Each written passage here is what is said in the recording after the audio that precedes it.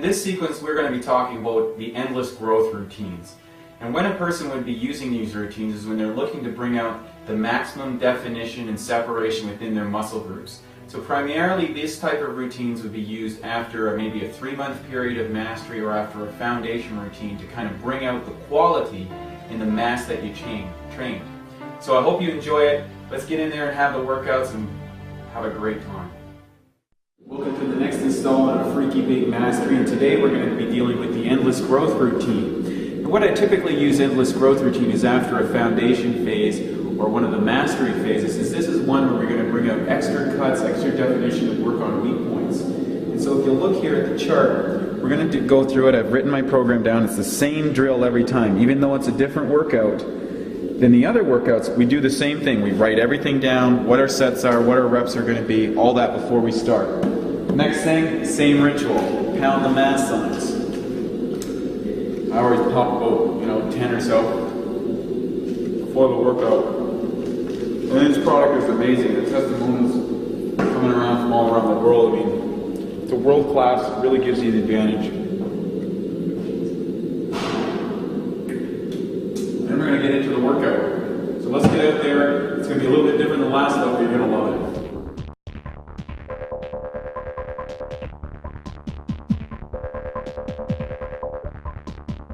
Okay, so we're going to be hitting the incline press to start off this sequence. And in this time we're going to be pyramiding up, so we start with our heaviest weight and move up. That's one of the differences that we use when we're in the endless growth routine. So you'll watch as the sequence builds along throughout the workout, and then we'll be sharing more information as we go along. So let's get started. Okay. Get it set up.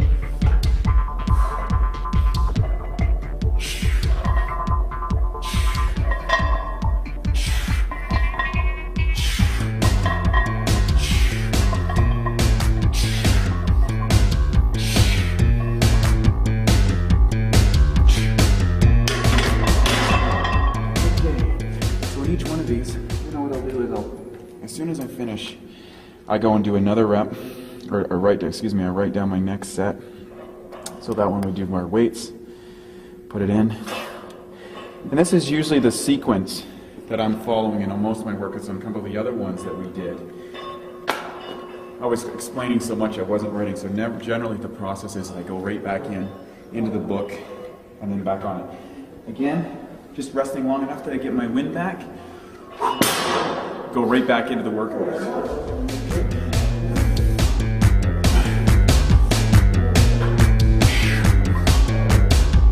So notice how the bar is above Wade's face as he's coming up. It really activates the upper chest. Coming very high up on the neck.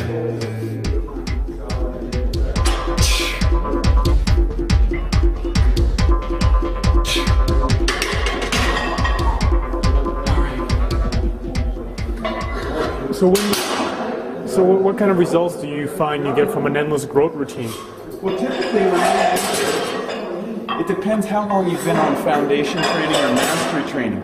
So for most people, and we talk about this in the book about how to structure your workouts, the more advanced you are, the more likely that you're going to go into one of these routines, say every 3 to 9 months, depending on. But I find for me, this is what brings out the separation, brings out the density, the extra cuts in the muscle, gives your the body the finished look that the top guys have. So we're going to hit another round of this. Write this down. And the other thing about this style is, if you'll notice, is we're staying on one body part. We're going to hit it once and once only per week. And in addition to this, I would probably add some cardio training or some sprint training. And also, I typically tend to be on a diet when I'm doing it. So this would be kind of like a contest routine. So let's hit it again.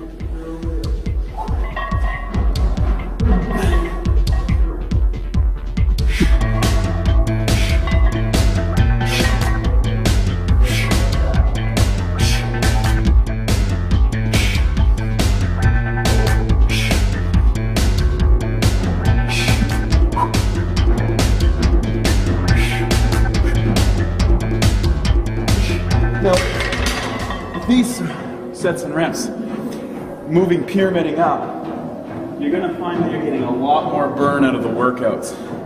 In other words, you're not getting the same, with the heavier low range, low weight ones, you're going to feel more of a power you can do either do it or not.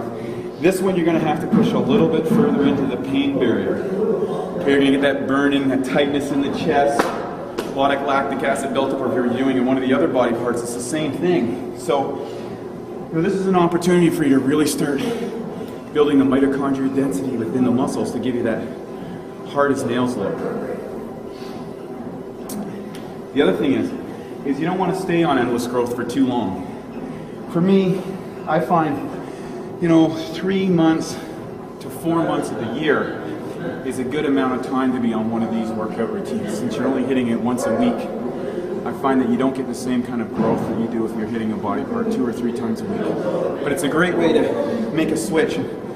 Part of training is learning how to cycle, right? The advantage is you go really deep on your workouts into the fatigue zone.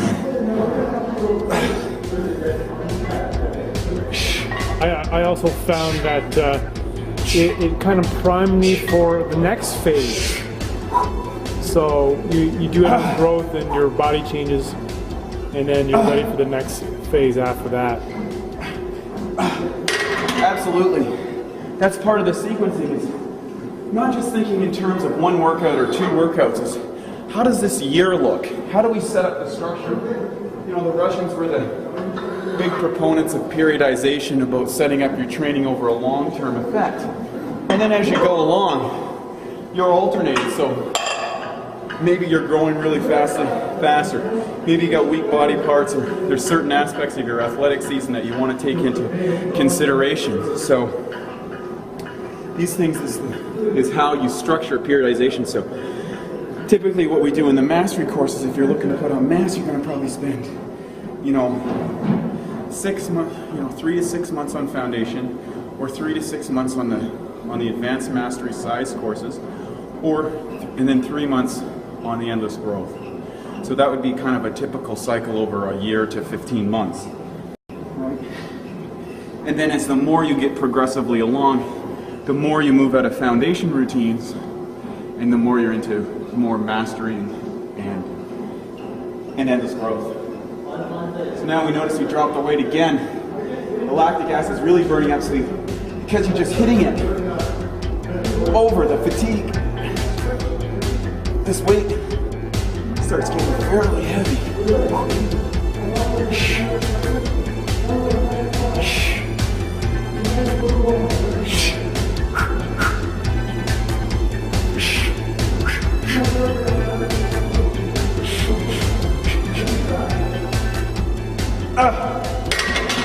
Great thing about this workout too, it's very safe, because as you get more and more tired, the chest is really pumped for everything without using a whole lot of weight. So and that's one of the things that we want to emphasize in your training is safety first, all right? Always be thinking being safe. You don't need to be lifting at your absolute max in 1 rep RMs and stuff. Most of the top guys that have lasted a long time, they've got through their training because they've trained smarter. You train hard, but train smart. That's the most important aspect. You don't want to be coming around the gym and ego lifting. Again, when you're feeling tired like this, you want to go into the deep breathings. So sit up, deep inhale.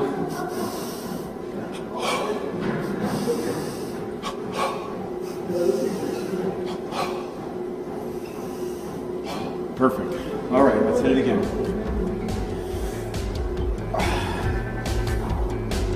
You can play with your grip widths as well.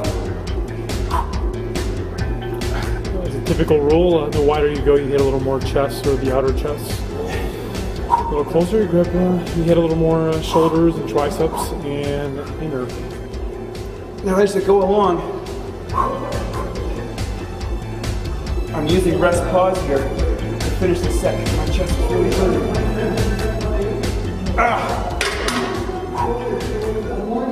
All right, we're going to get set up for the next exercise and keep moving the movement so we go on fast. lot of people ask the question of how endless growth came about or what was the influence behind that. And I want to first take the time to give the kudos to my personal friend, mentor, and longtime coach, Scott Abel. And Scott really redefined what was possible in bringing out definition in bodybuilders, and he was a primary influence in developing these type of techniques, because I had gone for about 10 years before I met Scott, and I started implementing some of these techniques, and it radically shifted the quality of my physique. And so this has been kind of an adaptation or an advancement of what Scott's work has already done. And so thanks again to Scott, and I hope you enjoy these routines.